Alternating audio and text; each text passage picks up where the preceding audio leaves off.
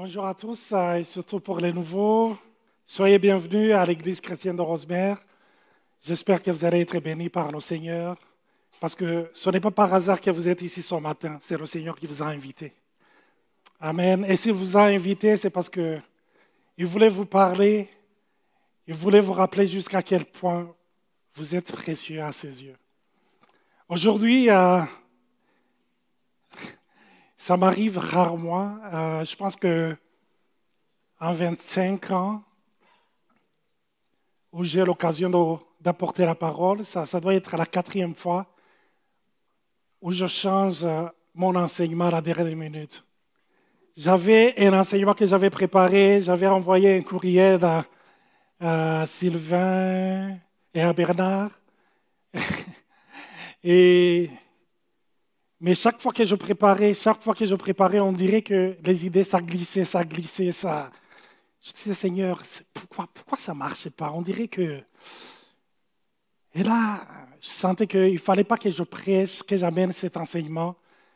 Et je disais, Seigneur, qu'est-ce que tu veux que je parle à ton peuple? Et là, il y avait comme, à quoi bon? À quoi bon? Et j'espère que cette parole va toucher les gens qui passent à travers des moments difficiles. Dans le psaume 88, le psalmiste va dire, on peut commencer par le verset 2, « Éternel Dieu de mon salut, je crie jour et nuit devant toi. Que ma prière parvienne en ta présence.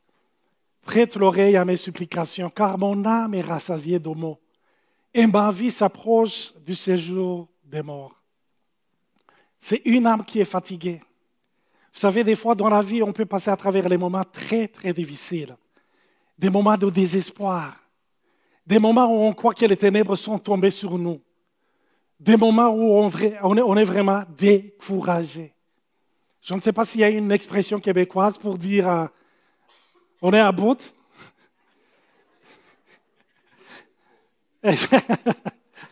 On est tellement découragé, on vit un mal-être en nous. On ne sait même pas des fois pourquoi on se sent mal. Mais le fait est là, on se sent mal. Ce psaume nous montre une âme qui souffre énormément, profondément. Et c'est quelqu'un qui adresse ses prières à Dieu. Il n'a pas prié une seule fois, mais il a prié, il a supplié, il a crié. Mais on dirait que Dieu n'est pas en train de l'écouter. Et c'est pour cela qu'il mentionne « Prête l'oreille à mes supplications ». Des fois, dans des moments de découragement, il m'arrive de demander à Dieu et de dire à Dieu, « Dieu, moi si j'étais à ta place, je t'aurais exaucé. » Comme si j'étais bon plus que Dieu. Il arrive d'avoir cette illusion. Donc, je parle des moments, je ne sais pas si ça vous est arrivé où vous posez la question, à quoi bon? À quoi bon prier? Ça vous arrive déjà? Ça vous est déjà arrivé? À quoi bon prier? Vous avez prié, vous avez surprié, vous avez même défait vos prières pour les remplacer par d'autres prières. Vous avez surplié, mais ça ne marchait pas. Et vous vous dites, à quoi bon? On annonce une semaine de jeûne et de prière à l'église et au fond de toi, tu te dis que les autres y aillent. Moi, ça n'a pas marché. Ça fait longtemps, ça ne marchait pas. À quoi bon? À quoi bon aimer? J'ai été trahi, exploité, et personne ne se soucie de moi. À quoi bon aimer? À quoi bon aider? À quoi bon rendre service? On dirait qu'on m'exploite. Mais des fois, on dirait aussi que je ne fais aucune différence dans la vie. On n'a même plus envie de se réveiller le matin. On ne dort plus la nuit. On n'arrive plus à se nourrir parce qu'il y a un mal-être profond qui est en nous. À quoi bon réessayer puisque ça ne marchait même pas? J'ai essayé à plusieurs reprises, j'ai réessayé encore et encore, mais ça ne semble pas marcher. À quoi bon servir Dieu? Puisque quand je regarde autour de moi, les gens qui ne se soucient même pas de Dieu, on dirait qu'ils prospèrent, on dirait qu'ils avancent dans la vie. Ça m'est arrivé, j'ai passé quelques années à servir le Seigneur à plein temps. Et je voyais les jeunes de ma génération, les gens de ma génération qui avançaient dans la vie, qui avaient de bons postes, de belles promotions. Et moi, j'étais là à prêcher la parole, à aller dans les provinces. Et des fois, j'étais devant le Seigneur et je pleurais, je disais, Seigneur, à quoi bon? À quoi bon te servir? Des fois, il y a des moments de découragement. Je pense qu'il y a comme 2 ou 3 années, j'ai entendu une histoire, c'était un pasteur aux États-Unis qui avait une très très grosse église et il s'est suicidé. Des fois, on voit des gens qui sont ici à prêcher, à communiquer la parole de Dieu ou à enseigner. Et des fois, on peut croire, à défaut qu'on dirait qu'ils sont des superman. Chaque fois que tu parles, oh, ça vient me chercher. Chaque fois que tu parles, ça touche mon cœur. Oui, des fois, ce sont des paroles qu'on a reçues alors qu'on vivait des moments de brisement, des moments difficiles. À quoi bon faire l'effort? À quoi bon perdre mon temps? À quoi bon croire? À quoi bon avoir la foi? À quoi ça sert? On dirait que je vous ai refroidi. À quoi bon vivre? Vous savez, il y a des fois où on a tellement son mal-être qu'on n'a plus envie de vivre. Avant, je condamnais les gens qui se suicidaient. Je disais non, c'est être lâche. Jusqu'à ce que je comprenne que les gens qui se suicident, ils ne veulent pas mettre fin à leur vie. Ils veulent mettre fin à leur souffrance. Et c'est venu me chercher. Quand on entend une personne qui est dans la cinquantaine, qui est tannée de la vie, ça fait mal. Mais je travaille dans le domaine où je côtoie des âmes qui sont fatiguées, des enfants qui veulent mettre fin à leur vie. Et des fois, tu regardes, tu te dis, mais qu'est-ce qui arrive? Qu'est-ce qui se passe? Un jour, il y a un jeune qui s'est ouvert le ventre. Mais quand on lui pose la question, pourquoi tu as fait ça? Elle dit, à l'intérieur, je souffre tellement que je voulais créer une autre douleur, un peu pour me défocaliser de ma souffrance interne. Il y a des gens qui souffrent énormément. Et ça arrive. Et surtout, vous savez, quand vous commencez à vivre son mal-être, ce qui est, surtout pour les chrétiens, donc vous vivez un mal-être et vous souffrez en même temps encore plus parce que vous êtes supposé vivre une vie heureuse. Donc, vous souffrez parce que vous souffrez, mais vous souffrez encore parce que vous vous dites, ce n'était pas mon destin.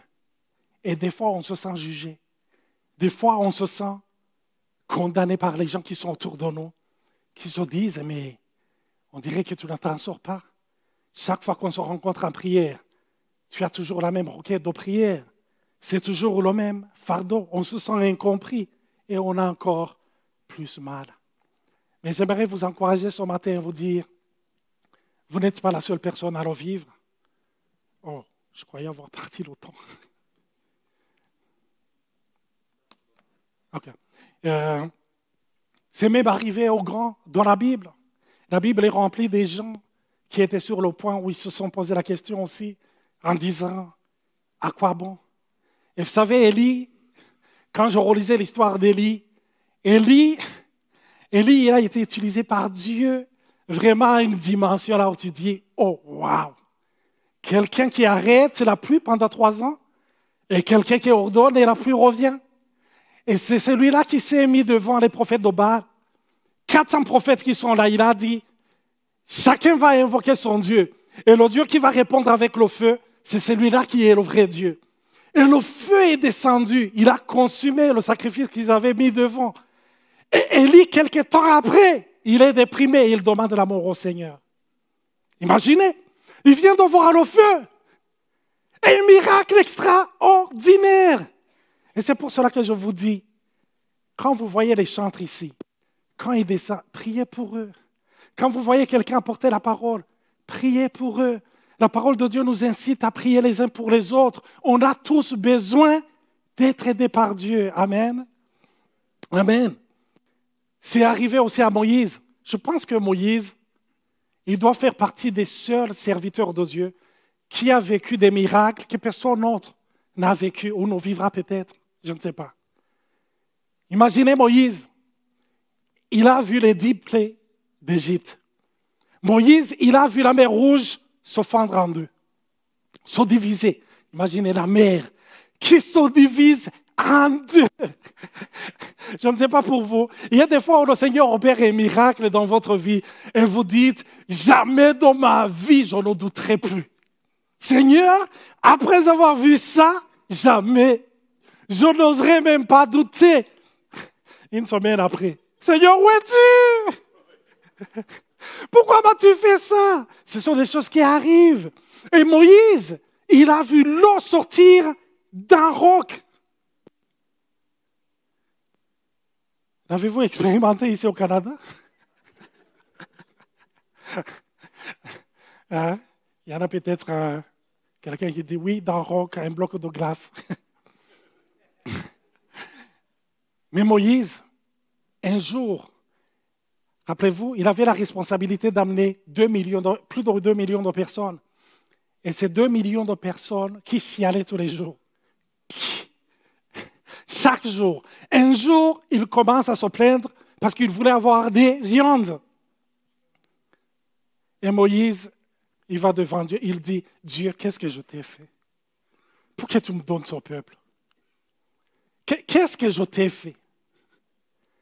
Est-ce que c'est moi qui les ai mis au monde?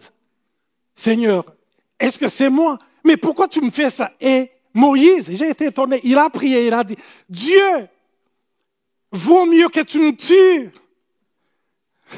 C'est trop. Mais c'est Moïse qui a vu tout ça. Donc si ça t'arrive d'avoir des moments de mal-être, il y a eu des gens qui ont vu de grandes choses. Moïse, la parole de Dieu nous dit, il parlait à Dieu face à face. Et si ça lui est arrivé à lui, à combien plus forte raison à moi qui n'ai jamais vu la face de Dieu? Des moments difficiles, à quoi bon?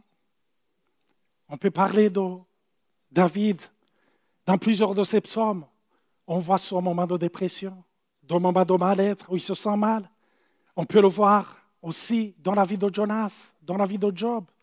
Et dans Job, alors que Job est en train de vivre des moments difficiles, dimanche passé, on a eu un très bon enseignement sur la vie de Job, mais qui nous ramène à Jésus, qui est excellent, qui est parfait. Il vit des moments difficiles et il se rappelle d'un arbre. Il dit, un arbre a de l'espérance.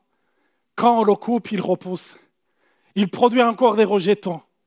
Quand sa racine a vieilli dans la terre, quand son tronc meurt dans la poussière, il reverdit à l'approche de l'eau. Il pousse des branches comme une jeune plante. Donc, pour lui, Job, il regarde l'arbre et il compare sa vie à cet arbre. Il dit, oh, pauvre moi, si j'étais au moins un arbre, il y aurait un espoir pour moi. Quand vous lisez la suite, on voit qu'il se plaint. On voit qu'il est découragé. Mais j'aimerais vous encourager ce matin. Aujourd'hui, peut-être, il y a des gens qui disent, oh, Olivier a commencé en disant que c'est peut-être Dieu qui m'a amené ici. Mais ce n'est pas pour écouter son message déprimant. Ce n'est pas un message déprimant. C'est un message avec de l'espoir. Si un arbre qui est coupé à l'approche de l'eau, s'il revit, j'aimerais te dire, toi qui as été créé à l'image de Dieu, il y a une eau spéciale quand elle s'approche de ta vie. Elle redonne l'espoir à ta vie. On peut le voir. Amen. On peut le voir dans la vie de Jésus. La parole de Dieu nous dit dans Hébreux, chapitre 4, verset 15 au verset 16. En effet, nous n'avons pas un souverain sacrificateur qui serait incapable de compatir à nos faiblesses. Au contraire, il a été tenté en tout point comme nous le sommes, mais sans commettre de péché. Amen. Si je m'arrête au verset 15, j'aimerais te dire que tout ce que tu traverses est comme souffrance. Il y a quelqu'un qui le comprend. Si tu traverses des moments difficiles, des fois, il y a des gens qui viennent pour nous encourager et qui essaient de nous dire « Non, ça va aller, ça va aller. » Souvent, on encourage les gens, non dans le but de les aider seulement, mais parce que leur souffrance révèle notre souffrance. Donc, c'est comme si on a envie d'éteindre leur souffrance pour que notre souffrance n'émerge pas. Donc, en d'autres mots, ne pleure pas, ne pleure pas. Parce que ça me rappelle des moments difficiles, parce que ça me met mal à l'aise. Mais Jésus, il comprend, il connaît ta situation, il connaît à travers quoi tu passes, il connaît ces moments difficiles. Tu as été rejeté, il a vécu. Tu as été humilié, il a vécu. Tu as été abandonné, il a vécu. Tu vis des injustices, il a vécu. Tu vis des oppressions, il a été tenté comme nous en toutes choses. Il comprend tout, il sait tout. Et ce qui est bien avec lui, tu n'as pas besoin de t'asseoir devant lui pour lui raconter pendant des heures. Il comprend tout, il sait tout. Et quand David parle de Dieu dans le psaume 103, il dit, il sait de quoi nous sommes faits. C'est lui qui nous a créés. Il connaît nos limites, il connaît ce qui nous brise, il connaît ce qui nous écrase, il te connaît. La parole de Dieu nous dit dans Psaume 139, avant qu'on ouvre notre bouche, avant qu'une parole soit sur notre langue, il la connaît déjà. Amen. Des fois, on vient devant Dieu et on lui donne des explications. Et si on pouvait l'entendre, peut-être il te dirait, oh, tu penses me donner la cause de ton mal, mais je la connais mieux que toi, mon fils, ma fille. Amen. C'est l'eau qui est là. Il nous comprend, il connaît nos problèmes, il connaît nos situations. Il a vécu l'ingratitude. Un jour, il y a 10 lépreux qui viennent à lui. Il est guéri. Il y en a seulement un qui revient. Les 9 autres, on ne sait pas où ils sont partis. Il y a des fois où on est dans une vie où on sait qu'on vit une forme d'ingratitude. Mais j'aimerais vous dire, il a vécu ça. Et c'est pour cela que la parole de Dieu nous dit au verset 16, « Approchons-nous donc du trône de Dieu. » Hier, quand je préparais ce message et que j'en parlais avec Nathalie, j'ai dit, mais j'ai été étonné. Pourquoi la parole de Dieu nous dit, « Approchons-nous donc de Dieu. » Pasteur Michel, il peut me dire, « Approche-toi de moi. » Et s'il me dit, « Olivier, approche-toi de moi », ça sous-entend quoi? Que je ne suis pas proche. Souvent, on vit des moments difficiles qui ont tendance à nous éloigner un peu de Dieu. Ce n'est pas Dieu qui s'est éloigné de nous, mais c'est nous qui nous éloignons de lui. Et il dit, approchez-vous de moi. Et peut-être là où tu as expérimenté un certain niveau d'intimité avec lui. Peut-être il veut que tu t'approches davantage pour que tu vives encore plus de profondeur avec lui. Approchons-nous donc du trône, c'est le trône de la grâce. Amen. La grâce, c'est quoi? C'est une faveur imméritée. Tu ne mérites pas. Il y en a qui disent, oh, je ne suis pas prêt, personne n'est prêt. Ceux qui sont devant le trône de la grâce, ils ne sont pas plus prêts que toi. Alléluia. Amen. Donc, approchons-nous du trône de la grâce. C'est un trône qui dit, personne ne le mérite, mais approchez-vous. Approchez-vous afin d'obtenir miséricorde et de trouver grâce. Amen. Pour que nous soyons secourus au bon moment. Amen. Alléluia. Jésus, quand il est venu sur terre, il a rencontré des gens. Des gens qui étaient sur le point de s'abandonner. J'imagine la femme à la perte de sang. 12 ans. Elle avait essayé. Chaque fois qu'on lui annonçait qu'il y a un médecin qui pourrait lui apporter une solution, qu'est-ce qu'elle faisait plutôt? Elle courait, elle dépensait, parce qu'elle croyait, parce qu'elle avait de l'espoir. Il y a des gens qui ont tellement tenté que quand tu commences à leur raconter ou à leur dire ou à leur parler d'espoir, ça les fâche. Parce qu'ils se disent, vaut mieux que je me prépare au pire, au lieu de penser espoir et que je sois encore une fois déçu. Je ne sais pas si ça vous est déjà arrivé. Ça arrive. Où tu te dis, non. J'ai accepté ma situation, c'est comme ça. Non, c'est comme ça, je vais vivre avec. La femme à la perte de sang, elle a entendu parler de Jésus. Peut-être qu'elle a été comme cet arbre qui a commencé à retrouver de l'espoir quand elle a entendu cette eau qui s'approchait. Elle a dû se dire, mon arbre va repousser.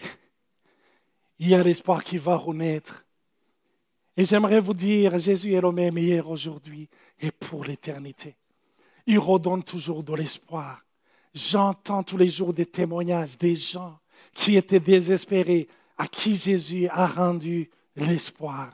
Alléluia. J'imagine, cette femme, elle a touché Jésus et son mal a cessé. J'imagine l'homme qui était à la piscine de Bethesda. Ça faisait 38 ans. 38 ans qu'il était là. Et la parole de Dieu nous dit que à chaque fois qu'il y avait un ange qui venait pour bouger l'eau, il y avait toujours quelqu'un qui arrivait avant lui. 38 ans. Imaginez 38 ans. Et Jésus, le jour où il vient à sa hauteur, il lui dit, veux-tu être guéri? Vous vous rappelez de la réponse? Je n'ai personne. J'ai réfléchi à sa réponse. On dirait qu'il ne répond pas à la question que Jésus lui pose. Mais c'est une question de quelqu'un qui a tellement souffert, de quelqu'un qui se sent jugé. C'est une réponse qui est remplie de justification. Donc il dit, je n'ai personne pour m'amener là-bas. En d'autres mots, est-ce que tu crois que je suis resté ici 38 ans parce que je ne le voulais pas? C'est parce que j'ai personne, j'ai tenté, ça n'a pas marché. J'ai personne. Veux-tu être guéri? Jésus, c'était l'eau qui allait redonner l'espoir à cet arbre qui était coupé depuis 38 ans. Alléluia. Les deux brigands sur la croix, ils étaient là, comme ces arbres desséchés. Un des brigands, il n'avait plus espoir. Il a commencé à insulter Jésus.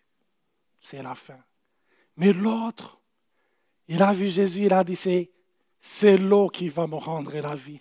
Il a dit, pense à moi. Alléluia. Même à la mort, on peut toujours garder l'espoir. Amen. Alléluia. Et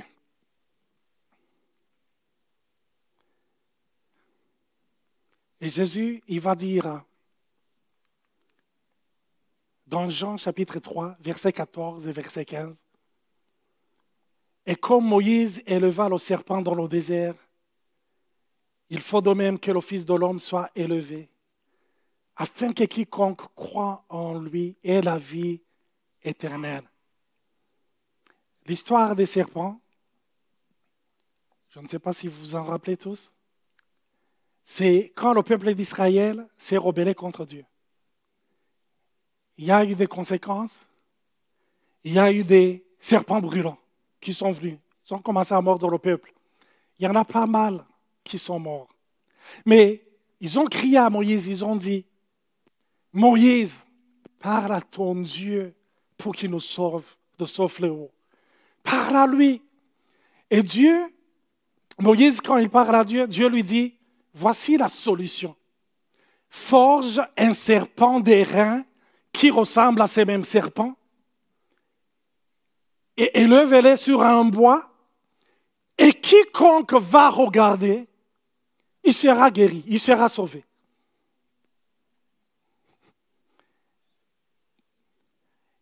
Hier, je partageais le même message à mes enfants et je leur ai demandé, qu'est-ce que vous auriez fait? Ils ont dit, on s'assure d'abord qu'il n'y a aucun serpent à côté de nous. Ne crois pas qu'on va regarder le serpent qui est en haut. J'ai dit, c'est le réflexe en général qu'on fait. J'aimerais appeler Nathalie. C'est une illustration que... Nathalie, c'est ma cobaye ce matin. Ça, c'est le serpent. Nathalie qui regarde. Elle est en train de regarder. Et il y a le serpent qui est là sur sa jambe. Imaginez, vous êtes l'ami de Nathalie. Qu'est-ce que vous allez faire?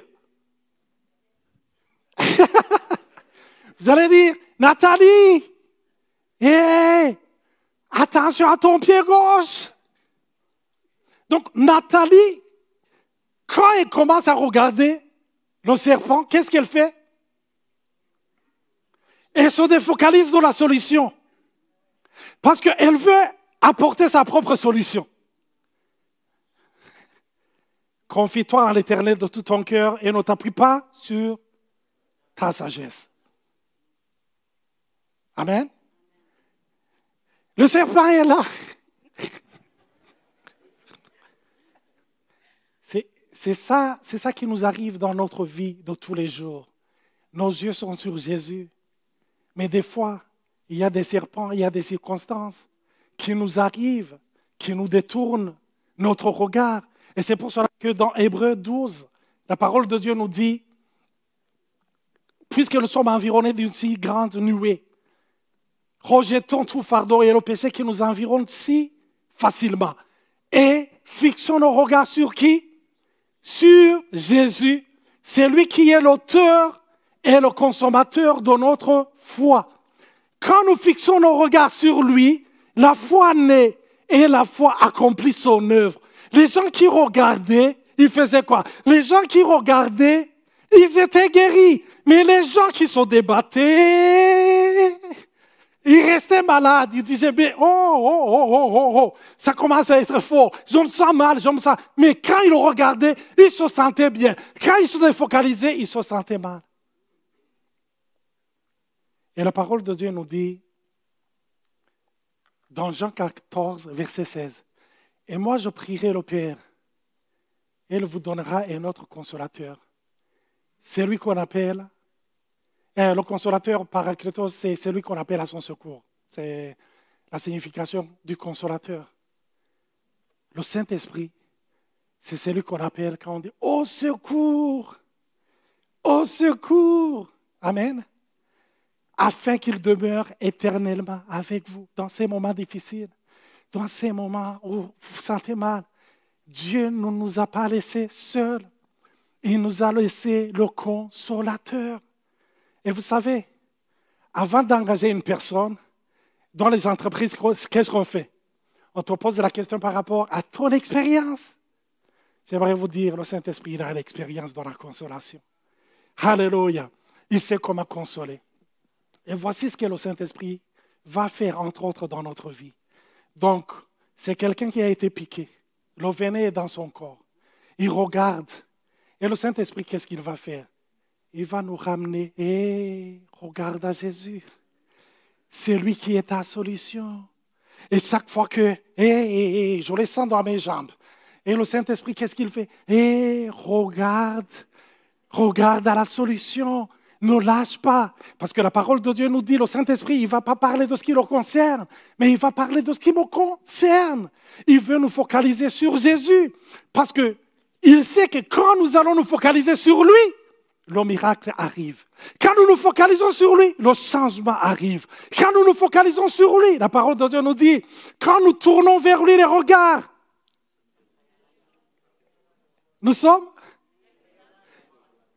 rayonnants de joie et le visage ne se couvre point de honte. Alléluia. Donc, le visage qui était sur les jambes, il est là. Alléluia. Et peut-être les gens autour de toi disaient, tu es devenu fou, tu es devenu folle. Non. Mes yeux sont sur lui. Car tous ceux qui ont placé leur confiance en lui n'auront jamais honte. Quand tu commences à le regarder, ça allait mal. Tu te sentais mal. Je l'ai vécu à plusieurs reprises. Je vous dis quelque chose que j'ai expérimenté. Et je vous dis quelque chose que vous avez expérimenté. Quand on se focalise... Merci, on peut... Merci. Quand on se focalise sur lui, oh mes amis, on est là. On était abattus. Je me rappelle de cette femme qui est allée voir son pasteur et qui lui a dit, pasteur, ça ne marchait plus les choses avec Jésus. Mais comme je suis quelqu'un d'honnête, de transparente, d'offrant, c'est ici que j'ai reçu le Seigneur et c'est ici que je vais lui dire au revoir. Je sens que ma vie ne change pas. Et le pasteur lui a dit, ok, c'est bien, ta démarche est bonne. Ils sont venus ici. Le pasteur lui a dit, mais avant de partir, prends le temps de le remercier. pour ce qu'il a fait? Y a-t-il une chose ou deux qu'il a fait pour toi? Il a dit, oui, il y a quand même une couple de choses. Il a dit, commence par le remercier. Elle était là. Elle a commencé à dire, Jésus, je suis déçu. Je suis découragé. Mais comme le pasteur m'a dit, moi je suis quelqu'un de franche, de transparente. Avant d'y aller, je voulais quand même te dire merci pour... merci d'avoir guéri ce jour-là, mon fils. J'étais tellement désespéré, tu l'as guéri. Merci Seigneur, parce que à la période où mon mari était dans le chômage, Seigneur, tu as ouvert des portes, il a eu un travail. Seigneur, je me rappelle de l'accident. Tu m'as sauvé, Seigneur. Elle a commencé à parler des choses. Et là, elle a commencé à crier, elle a dit, où irai-je loin de toi? Et s'est retournée chez le pasteur, elle a dit, pasteur, tu avais accepté que je laisse Jésus? Il a tellement fait de grandes choses pour nous. Quand on focalise les yeux sur lui, quand on commence à le remercier, en nous commence à naître le chant. Car sa bonté vaut mieux que la vie. Car sa bonté. On peut fermer les yeux en la chantant. Mes lèvres scellées, tes louanges, j'élèverai mes mains à ton nom. Mes lèvres scellées, tes louanges.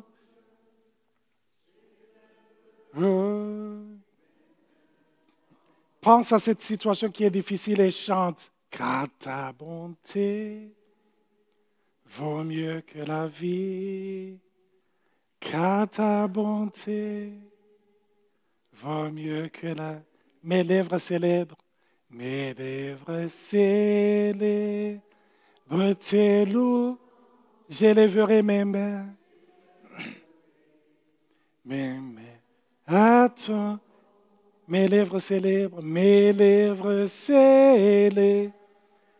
tes louanges, qu'élèverai.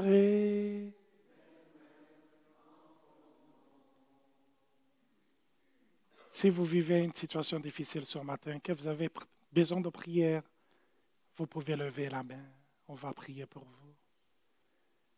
Des fois, le Saint-Esprit, à travers nous, à travers ton frère, ta sœur, il peut t'aider à te refocaliser sur lui. Si tu as besoin de prière ce matin, tu peux lever ta main. Je vois quelqu'un qui a levé sa main. Est-ce que je peux vous demander de faire un pas de plus, de venir ici devant? J'aimerais appeler le pasteur Michel. On va prier. Amen. Alléluia. J'aimerais appeler le groupe de louanges. Amen.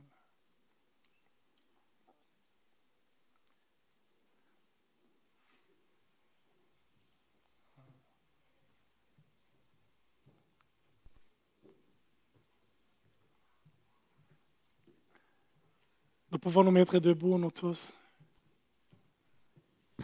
Amen. Merci, papa. Merci. Merci pour ce matin. Seigneur, il y a ceux qui ont levé leurs mains, mais il y a aussi ceux qui n'ont pas levé leurs mains, mais qui vivent des situations, des tragédies. Seigneur, tu es le Dieu des miracles. Je prie que tu consoles ce matin. Je prie que tu fortifies ce matin. Oh Seigneur, Seigneur, Seigneur, par ton esprit, fais une chose nouvelle ce matin.